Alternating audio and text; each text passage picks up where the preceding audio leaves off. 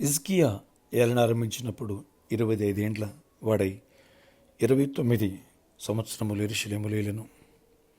అతడు తన పితరుడగు దావీదు చర్య అంతటి ప్రకారం యెహోవా దృష్టికి యథార్థంగా ప్రవర్తించెను. అతడు తన ఏలుబడి యందు మొదటి సంవత్సరము మొదటి నెలను యెహోవా మందిరపు తలుపులు తెరిపించి వాటిని బాగుచేసి యాజకులను లేవీలను పిలిపించి తూర్పుగొన్న రాజవీధిలో వారిని సమకూర్చి వారికి ఇలాగో ఆజ్ఞ ఇచ్చెను. లేవీలారా, నా మాట ఆలకించుడి.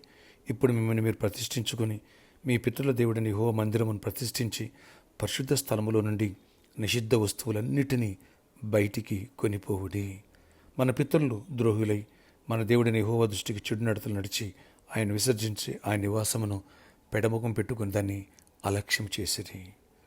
2 దినవృత్తాంతములు 29వ అధ్యాయం 1 నుంచి 6వ వచనం వరకు. Praise Jesus.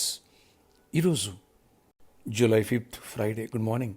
పరలోకనేసిన సంఘ బిడ్డలకు, ఆత్మీయులకు, దైవజనులు, రాష్ట్ర దేశాలు మన ప్రియులందరికీ కృపాక్షేమలు సమృద్ధిగా విస్తరించునుగాక. ఆమేన్. ఫ్రెండ్స్, వచ్చే ఆదివారం హోలీ కమ్యూనియన్ ప్రభురాత్రి భోజనం మళ్ళీ మనం ఒకసారి ప్రభు సందులో సర్వీసింగ్ చేసుకుందాం. కార్ని, బైక్ని ఏ రీతిగా కొంతకాలం తర్వాత ఇంజిన్ ఆయిల్ మార్చి, గేర్ ఆయిల్ మార్చి, సర్వీసింగ్ చేసి క్లీనింగ్ ఎలా చేస్తారో అలా ఆత్మీయుడు ప్రతి ఒక్కరూ కూడా ఇప్పటికప్పుడే తను తాము సర్వీసింగ్ చేసుకోవాలా. అప్పుడే పరిశుద్ధత అనే మెట్లోనికి వెళ్తాం. ఇక్కడ చూసినట్టయితే హిజ్కియా తండ్రి బహుఘోరంగా విరోధంగా దేవునికి అడుగులు వేసి దేవుని మందిరంలోనే అసహ్యమైన నిషిద్ధమైన పనులు చేశాడు, హేయమైన పనులు చేశాడు. హిజ్కియా ఎప్పుడైతే 25 ఏళ్ళు వయసులో రాజు అయ్యాడో, ఆ వయసులో యవన కాలమందు యవనేచ్ఛలు తిరగాల్సిన వాడు దేవుని తట్టు తన హృదయాన్ని తిప్పుకుని దావీదు వలె అడుగులు వేసి దేవుని ప్రేమించిన వాడే దేవుని మందిరములో ఉన్న లోక సంబంధమైనన్ని కూడా ప్రక్షాళన చేయదలిసి లేవీలని యాజకుల్ని పిలిచి మందిరములో నిషిద్ధమైన తీసి బయట పారేయండి అన్నాడు.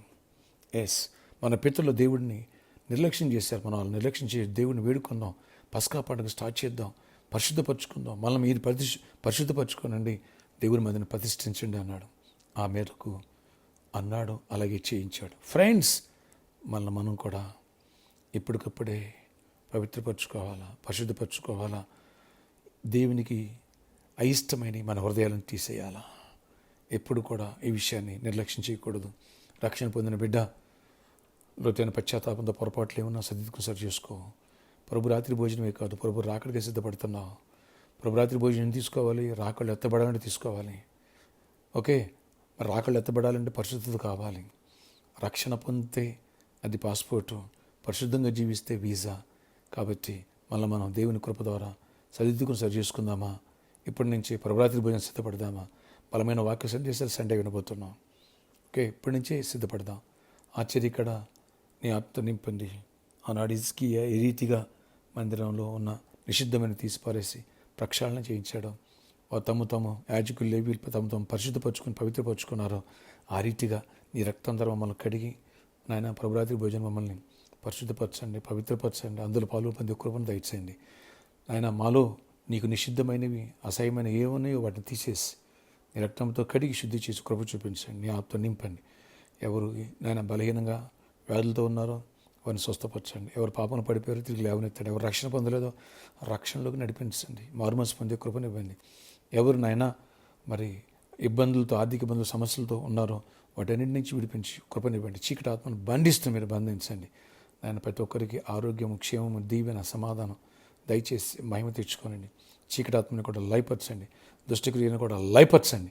యేసు నామములో బిజినెస్లు కూడా దీవించండి, విద్యార్థులను దీవించండి. ఆయా స్కూల్స్లో, కాలేజీలు రాకపోకలు క్షేమాన్నిచ్చి ఆయన ప్రైవేట్ చదువులు అన్నిటితో ఫీజులు కట్టడం కృపనివ్వండి. ఫ్రీ సీట్స్ కూడా ఫ్రీ సీట్స్ ఇవ్వండి. అన్ని విషయాలు దీవెనిచ్చి జయమనివ్వండి. నాయన గర్భాలు ఇవ్వండి, గర్భిణీ స్త్రీలు క్షేమనసుకు ప్రసాదాలు ఇవ్వండి. మ్యారేజ్లు అవ్వాలా, మంచి జాబ్స్ రావాలా, సొంత గృహాలు ఇవ్వండి, వెహికల్స్ ఇవ్వండి. అన్నింటిలో కృప చూపించి గొప్ప కార్యాలు ఈ రోజంతలో పనులన్నింటితో గొప్ప విజయాన్ని, ఆశీర్వాదం, దీవెన, కృపయు, సమాధానం మాపై కుమ్మరించమని, ప్రామిస్ లాంటి విషయాలు కూడా ప్రాబ్లమ్స్ని సాల్వ్ చేయమని యేసు నామములో ప్రార్థిస్తున్నాను తండ్రి. ఆమేన్. ఆమేన్. Happy birthday to you.